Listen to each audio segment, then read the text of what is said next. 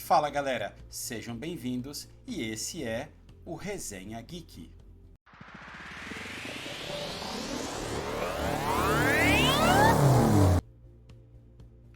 Eu sou o Thiago e vocês estão no canal Tudo e Mais Um Pouco.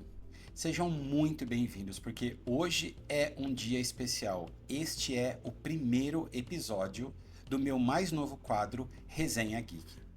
E neste quadro, galera, nós vamos falar de videogame, séries, filmes, tudo que envolve as tretas e as coisas boas, obviamente, da cultura pop, da cultura nerdola, ok? Então sejam muito bem-vindos e, por favor, já vai deixando aquele likezinho ali, já vai compartilhando este vídeo. E também, se você não é inscrito, se inscreva no canal e, por favor, ative o sininho de notificação, porque o dito cujo do YouTube não manda para ninguém o aviso. Então, bora lá, vamos começar? Que eu separei algumas coisas bem, perfeitinhas para a gente falar essa semana. Começando por ela, Branca de Neve e a nossa querida e amada pelos nerdolas Rachel Zegler. Bom, esta matéria é do Legião dos Heróis e diz assim: Branca de Neve, reveladas primeiras impressões do filme live action com Rachel Zegler. Confira. Então, ou seja, já devem ter chamado a mídia especializada, né, para assistir o filme antes da estreia. Então é como se fosse uma pré-estreia totalmente finalizada, só que para a galera especializada. Ou seja, os críticos cheirosos, como diz o pessoal da Liga Nerdola. As primeiras impressões da crítica especializada sobre Branca de Neve, estrelada por Rachel Zegler, olha que coisa, né? Tendenciosa. Estrelado por Rachel Zegler e Gal Gadot. As duas são importantes, certo? Aconteceu em Hollywood no final de semana. Eu tive que fazer esse ajuste, galera. Então vamos lá. À primeira vista, Branca de Neve recebeu elogios da crítica especializada, como eu falei, os cheirosos. A jornalista Katie C. Stephen, da Variety, por exemplo, disse que Zegler é uma supernova brilhante. Isso, ela vai consumir toda a carreira dela com tanta merda que ela falou. E que o filme é uma celebração visual com números musicais impressionantes. Essa tá passando pano com certeza. Já o crítico Christopher Reitzel afirmou que, apesar das polêmicas por trás do filme, Branca de Neve é a maior surpresa de 2025, só se for para ele. Segundo o crítico, o longa é um dos melhores remakes live action dos últimos anos. Quem será que pagou isso para ele? E que ele consegue resgatar a magia do clássico de 1937. O dono dos direitos de Branca de Neve deve estar rolando lá no túmulo. Continuando. Já Paul Klein, da Filmhouse, disse que realmente gostou dos números musicais, elogiando o trabalho de Zegler e Gadot. O crítico, porém, ressalta que o CGI usado para dar vida aos 7 anões é desconcertante e uma decepção. Todo mundo já sabe das polêmicas envolvendo os anões que poderiam ter usado pessoas de verdade, tá? Já Tori Brazier, do Metro UK, comentou que após anos de reações negativas, a Disney produziu um dos seus live actions mais consistentes. Gente, mas consistente aonde? De quando esse filme começou até agora, só foi bafafá, fusarca, baixaria, essa louca da Zegler falando cada vez mais bironha. Para com isso. Para aí. Segundo a crítica, todos os ajustes funcionam, inclusive a língua maledeta dela, para o público moderno. Moderno quem? Crianças de 7, 8 anos que não serão levadas pelos seus pais, que são nerdolas, e depois de 88 anos é uma releitura que faz sentido para ela. Com direção de Mark Webb, Branca de Neve é um remake live action de Branca de Neve e os Sete Anões. E todos sabem que 20 de março estaremos lá para ver o que há. Bom, gente, quero saber o que vocês acharam sobre essa notícia bem tendenciosa e que a gente com certeza sabe que não é verdadeiro. Mas enfim, vamos para mais uma. Ainda aqui no portal da Legião dos Heróis. Bom, outra coisa, outro burburinho aí é a parte 2 do primeiro Mortal Kombat que saiu aí, esse remake, seja lá o que eles tentaram fazer.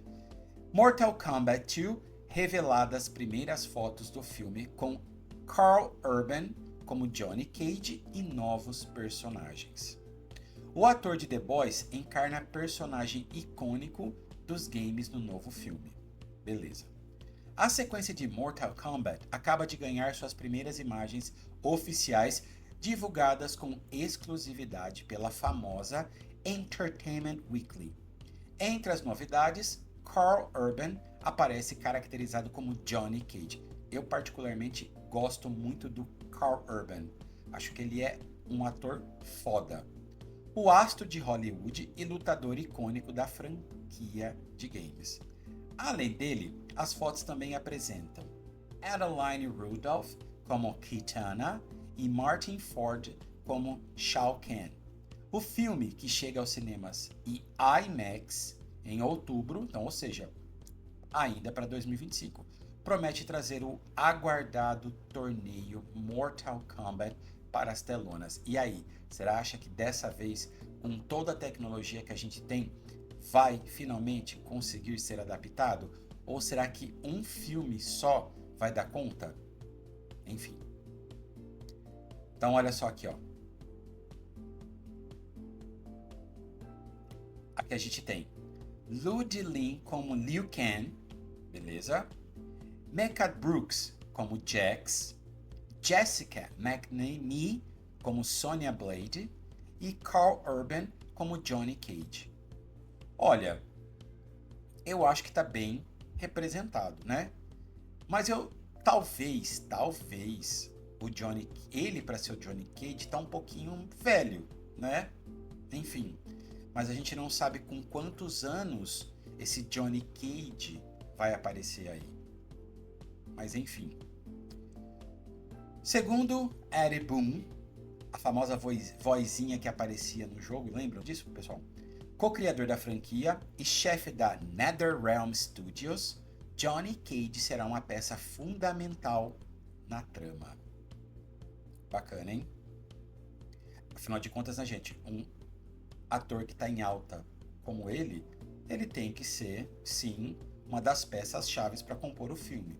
E muitos fãs antigos como eu, que estavam lá no lançamento de Mortal Kombat do jogo e jogaram, querem ver muito fanservice, certo? Ele é um ator decadente, jogado nesse mundo trágico e ultraviolento. Carl trouxe um toque diferente ao personagem, mas que ainda mantém a essência do Johnny Cage. Olha o que eu falei sobre a idade dele, que os fãs conhecem. Comentou Boom a Entertainment Weekly. Olha aqui, Kitana. A introdução do personagem, segundo o diretor, Simon McQuoid, será hilária e cheia de carisma, mas equilibrada para evitar que o personagem fique exageradamente cômico. Além dos rostos já conhecidos, Mortal Kombat 2 também reforça sua representatividade woke alert feminina, com personagens como Jade e Sindel. A trama seguirá os eventos do primeiro filme, levando os campeões de Earthrealm ao torneio contra as forças de Outworld. Desta vez, o próprio Shao Kahn entra em cena, elevando as apostas para o destino da Terra. Segundo Boom, haverá um placar no filme que mostrará quem está vencendo o torneio, adicionando um elemento extra de tensão para os fãs. Olha essa caracterização do cão do Shao Kahn. Mortal Kombat estreia em 24 de outubro nos cinemas. E aí, vocês estão hypados? Eu, tá? Mas eu vou assistir, com certeza. Bom, agora vamos entrar em algumas partes de game, ok? E eu quero começar falando um pouco de coisas boas, então eu vou trazer aqui um pouquinho de Monster Hunter Wilds. Vamos lá. Mas não é esse aqui, perdão. Também não é esse aqui. É esse aqui. Monster Hunter Wilds has already sold 8 million copies. Galera, olha quantas cópias no dia 4 de março o jogo já tinha vendido. 8 milhões de cópias. E aí eu pergunto para vocês o porquê. Por que um jogo da Capcom, Monster Hunter, está vendendo tanto e a Valve não vendeu, The Veilguard não vendeu, né? Dragon Age, por que será? Por que será? Né? Então, ele diz aqui, quando saiu a matéria, que em 3 dias o Monster Hunter vendeu 8 milhões de cópias, fazendo dele o jogo mais vendido de forma rápida, né? Rapidamente, na história da Capcom. E aí ele coloca os números pela perspectiva do próprio Monster Hunter World, tá? Que foi o jogo mais vendido de todos os tempos, que vendeu 5 milhões de cópias nos seus primeiros 3 dias, tá? Então, o Monster Hunter World tem a coroa, tá? Apesar que ele pode ser passado, né, da sua marca de 25 milhões de unidades pelo Wilds, tá? Outro ponto, o Monster Hunter também está dominando o Steam. A galera do computador do PC Gamer deve estar assim, ó, jogando pra caramba. Mas, gente, o jogo é maravilhoso, o jogo é assim, uma obra de arte, tem lá os seus defeitos, mas para quem tem console como eu, não sente esses problemas. É mais a galera gamer. Mas mesmo assim, isso não está afetando em nada. Em nada. E por que isso não está afetando? Porque o jogo não tem lacração, o jogo não tem inclusão, o jogo é aquilo que ele se propôs a fazer. Você vai caçar monstros, você vai farmar, você vai fazer armadura, você vai fazer arma. E é isso. E é isso. Isso que o Monster Hunter propõe e é isso que o Monster Hunter vai te trazer. Ponto final. Ponto final. Acabou. Tá? O que mais a gente tem aqui? Bom, ele fala do sucesso do Steam e só isso, não tem nada assim mais de interessante. O que eu só queria destacar é o fato de que 8 milhões de cópias em apenas 3 dias não é para qualquer um, né? Parabéns a Capcom, sempre trazendo aí jogos empolgantes. E com certeza eu estou jogando também, e logo eu vou postar a jogatina para todos vocês, né? E agora vamos falar de Death Stranding 2 on the Beat. Bom, agora é da Adrenaline. Death Stranding 2, esse aqui é pro Pureza. On the Beat, pré-venda já disponível para PS5.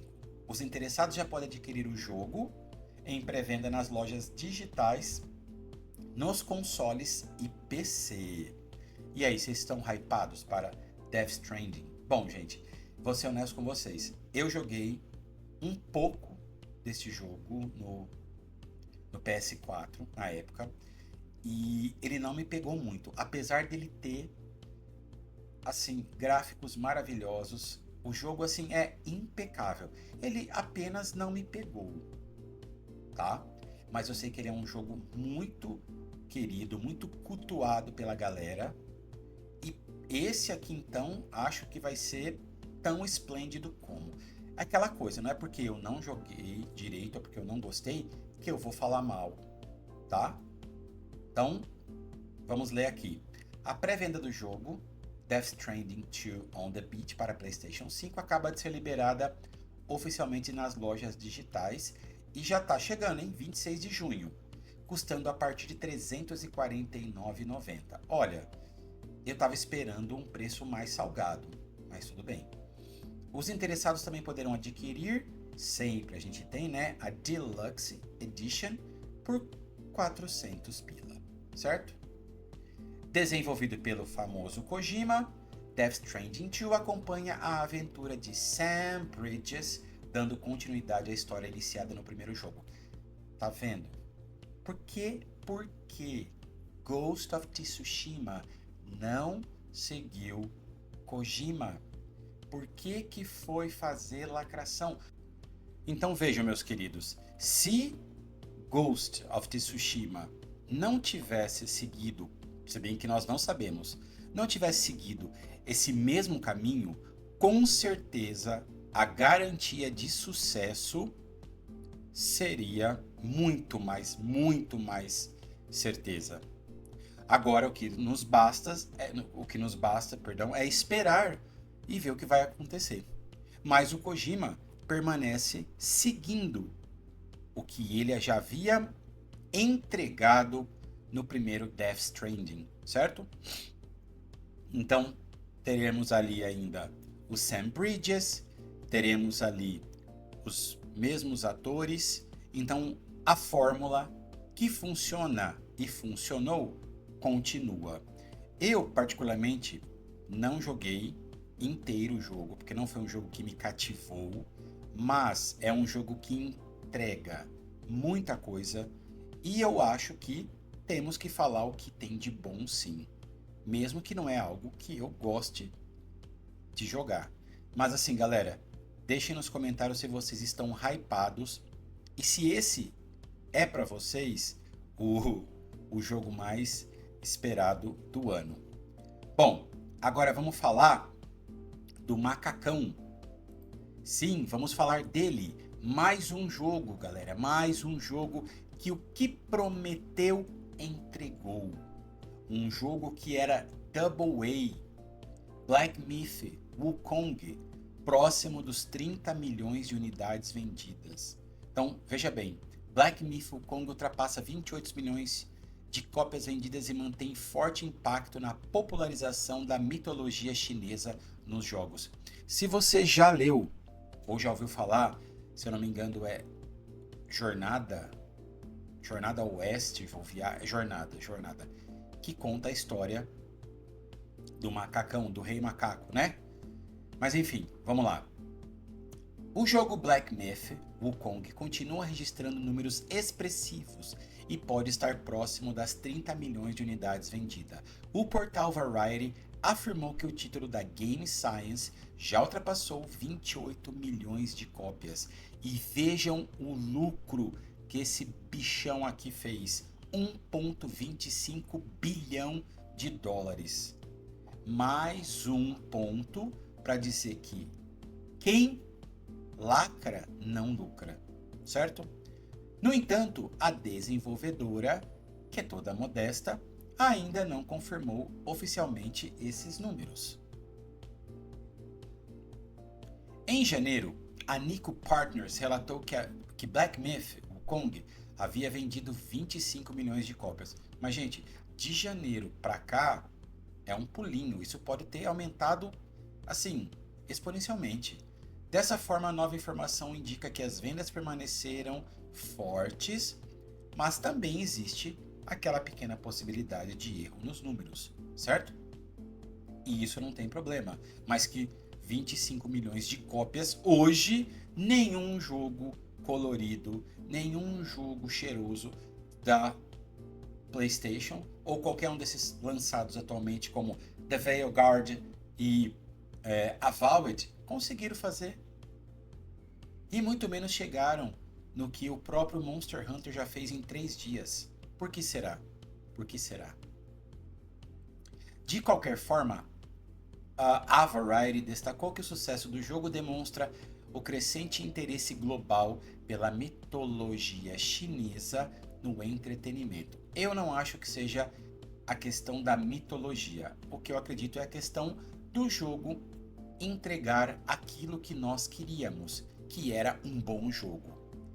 Só para fazer um adendo aqui, eu não comprei o Black Myth porque eu tinha outros jogos em pensamento, né, para jogar primeiro, como foi o caso do Monster Hunter Wilds, e tem mais um que eu vou falar dele daqui a pouco, mas eu vou comprar sim e vou jogar, porque é um jogo que não dá para deixar.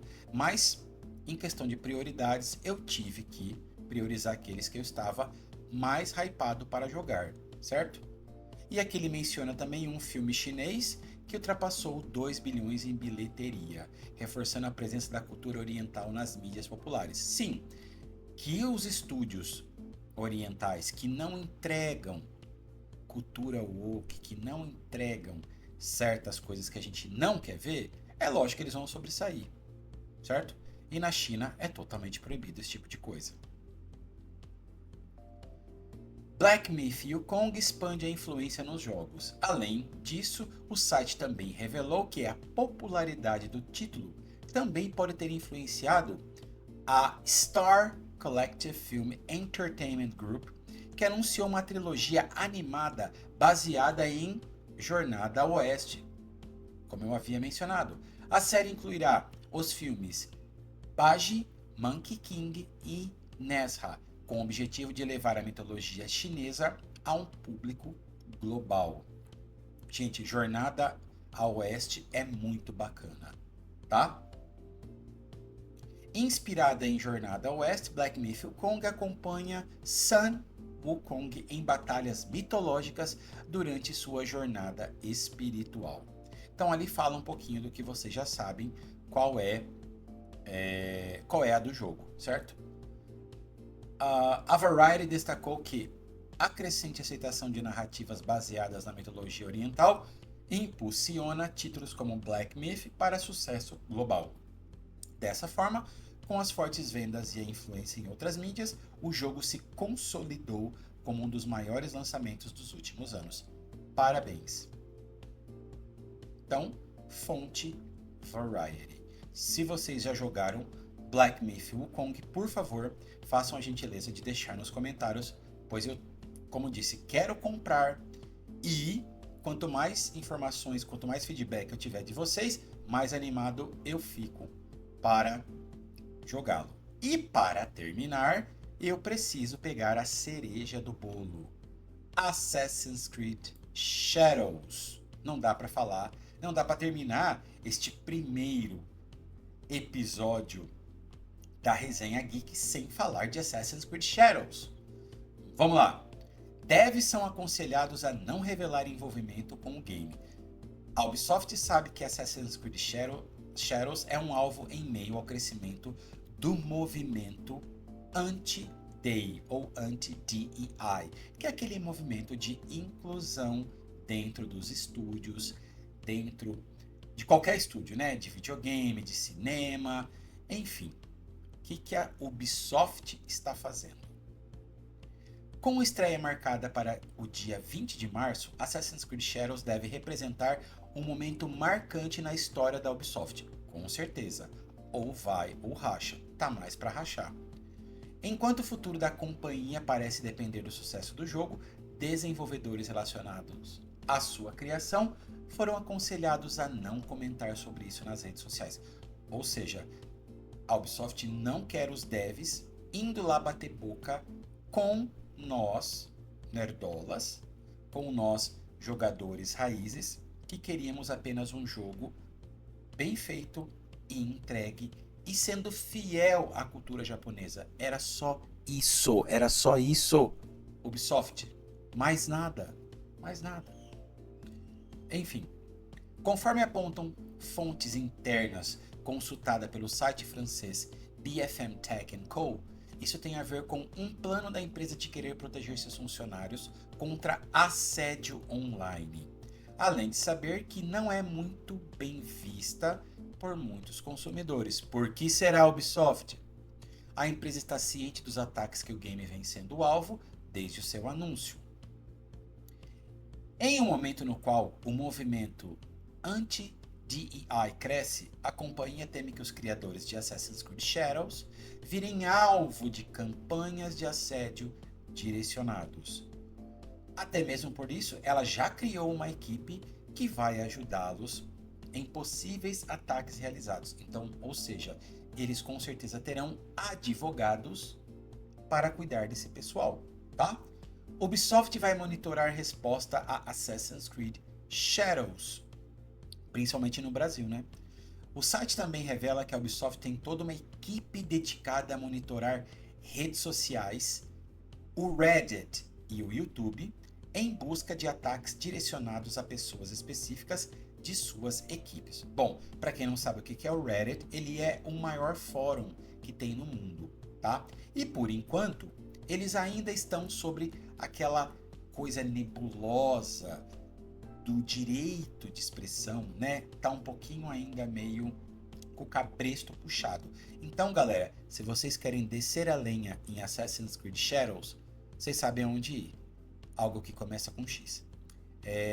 A iniciativa partiu da divisão canadense da desenvolvedora, que também promete apoio psicológico e jurídico, caso isso se prove necessário. Então, eu acredito que eles vão bater muito em cima dos haters.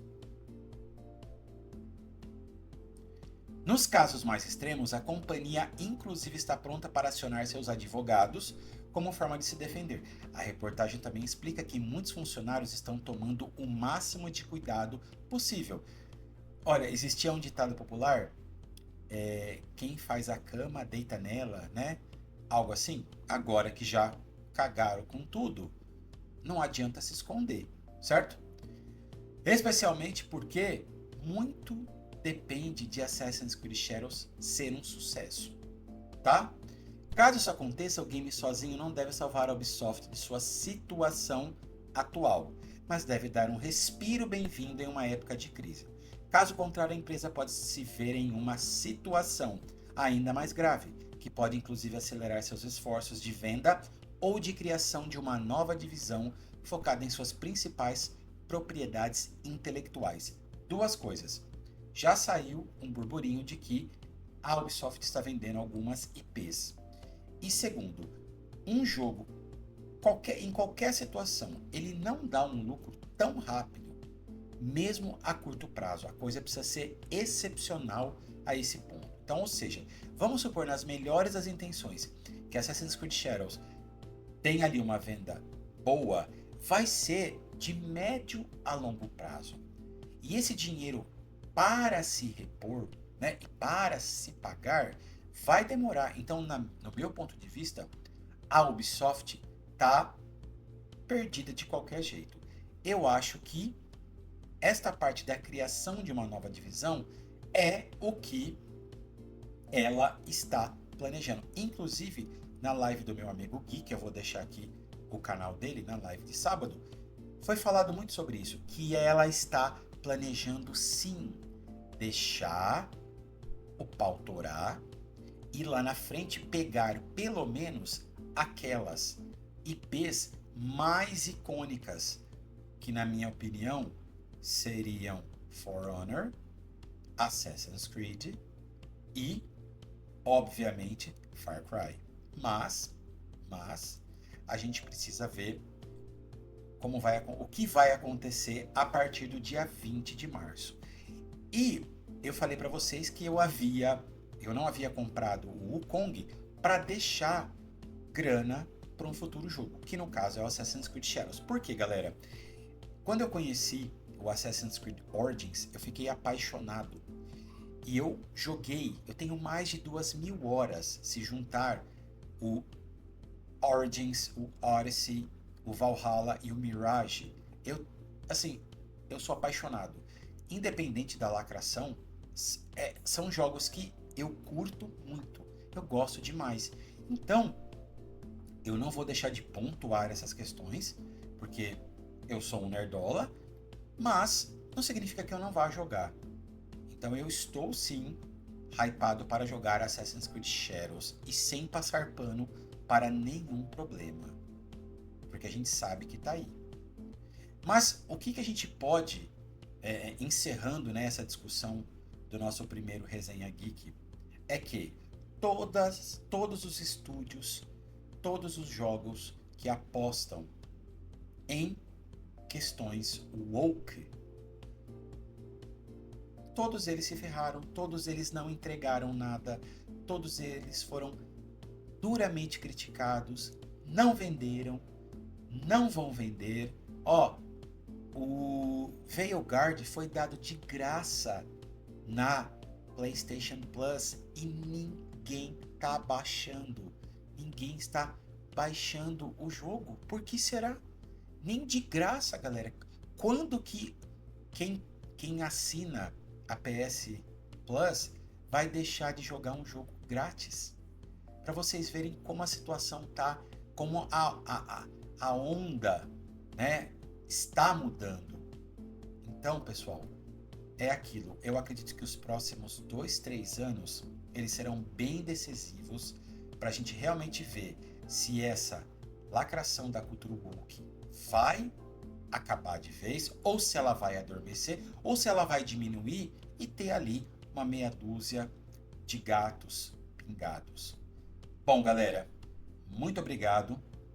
Espero que vocês tenham gostado. Espero que vocês deixem ali críticas construtivas, que vocês não ofendam ninguém, que vocês se inscrevam no canal, compartilhem este vídeo, se inscrevam nos canais da Liga Nerdola, onde você vai ver conteúdo de verdade, sem passação de pano.